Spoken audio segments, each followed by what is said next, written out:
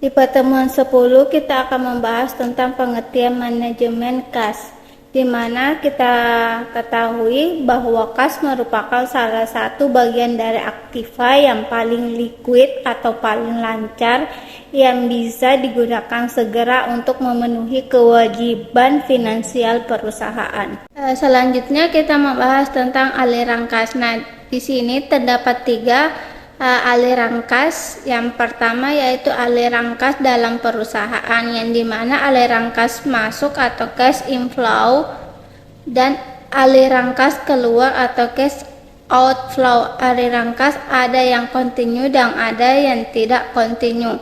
Lalu yang kedua yaitu ada aliran kas masuk kontinu, misalnya hasil penjualan produk secara tunai, penerimaan piutang. Aliran kas masuk intermittent, misalnya pendapatan dari penyertaan pemilik perusahaan, penjualan saham, penerimaan kredit dari bank, penjualan aktiva tetap dan tidak terpakai. Lalu yang terakhir ada yang namanya aliran kas keluar kontinu, misalnya kas untuk pembelian bahan mentah, gaji karyawan. Nah, kas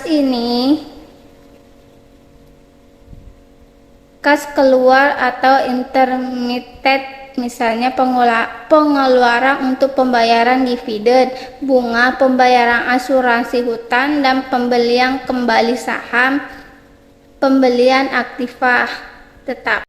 Menurut John Maynard Keynes, motif penahanan kas terdiri dari 3. Yang pertama yaitu motif transaksi, yang dimana kas diperlukan untuk memenuhi kebutuhan transaksi seperti membayar upah tenaga kerja, membeli bahan baku, membayar biaya listrik dan biaya lain-lainnya. Lalu yang kedua yaitu motif berjaga-jaga, di mana kas di sini diperlukan untuk berjaga-jaga untuk menghadapi ketidakpastian di masa mendatang. Lalu yang ketiga yaitu motif spekulasi. Nah, di sini dia membutuhkan kas untuk memperoleh keuntungan karena perubahan surat berharga seperti investasi surat berharga.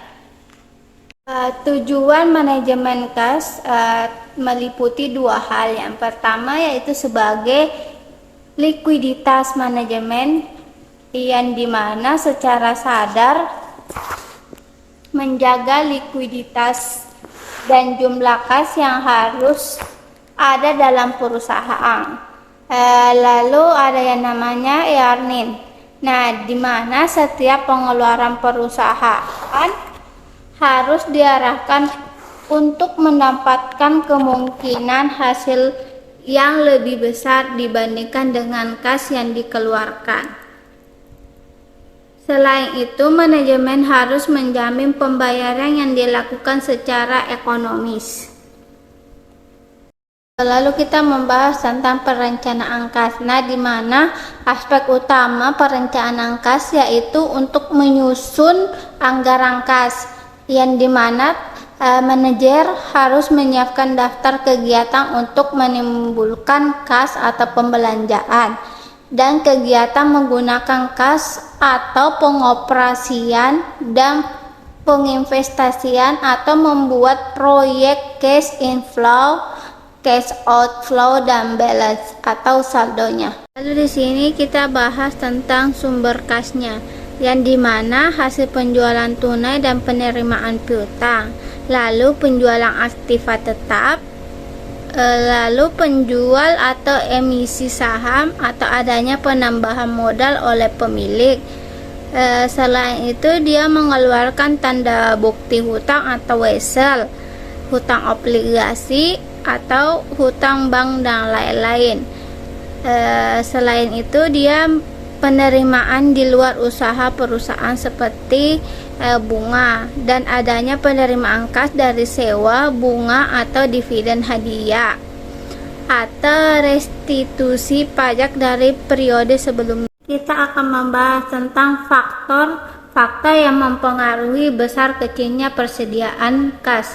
Yang pertama yaitu perimbangan antara cash inflow dan cash outflow. Lalu yang kedua yaitu penyimpanan terhadap aliran kas yang diperkirakan. Lalu yang ketiga adanya hubungan finansial yang baik dengan bank-bank. Lalu yang keempat yaitu penganggaran kasnya. Di sini terdapat manfaat pokok jumlah kas yang memadai, seperti dapat memanfaatkan potongan harga dalam pembelian barang. Syaratnya yaitu perdagangan seperti 2/10 net 30. Lalu yang kedua yaitu dalam analisa kredit current ratio atau asset test ratio, yang dimana merupakan tolak ukur yang pokok, dimana perusahaan akan lebih dipercaya oleh bank atau lembaga kredit lainnya. Lalu ada yang namanya untuk mengambil peluang bisnis sewaktu-waktu, yang dimana untuk menanggulangi keadaan darurat seperti pemogokan, kebakaran, kekeringan, atau serangan dari pesaing melalui kampanye pemasarannya. Selanjutnya kita membahas tentang safety level of cash balance, yang dimana saldo kas minimum yang perlu dimiliki oleh perusahaan untuk melindungi perusahaan dari resiko kesalahan saldo kas. Lalu di sini safety level of cash balance harus sebaiknya diterapkan untuk periode normal dan periode puncak. Di mana periode puncak yaitu periode di mana kebutuhan akan kas memuncak. Di sini terdapat rumusnya yaitu safety level of cash balance, yang dimana jumlah hari yang diinginkan dikali dengan rata-rata harian pengeluaran kas. Dan apabila kita ingin menentukan saldo kas optimal, di mana total biaya transaksi yang akan diminimalkan untuk memperoleh saldo kas optimal terdiri dari dua item. Yang pertama yaitu biaya simpan dan biaya transaksi, yang dimana rumusnya yaitu biaya total sama dengan biaya simpan ditambah transaksi, dimana biasa disebut dengan TC sama dengan dalam kurung C dibagi 2 lalu dikalikan dengan I, lalu ditambah dalam kurung T dibagi C lalu dikalikan dengan B, atau C sama dengan dalam kurung 2 dikali B dikali T lalu dibagikan lagi I 1/2. Keterangannya di sini yaitu C saldo kas optimal yang akan kita cari. I-nya yaitu tingkat bunga, sedangkan T sebagai total kebutuhan kas dalam saldo periode.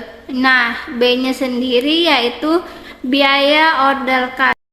Terakhir kita akan membahas tentang model random aliran kas, yang dimana perusahaan perlu menetapkan batas atas atau H dan batas bawah atau set saldo kas, yang dimana apabila saldo kas mencapai batas atas, perusahaan perlu merubah sejumlah tertentu kas agar saldo kas kembali ke jumlah yang diinginkan.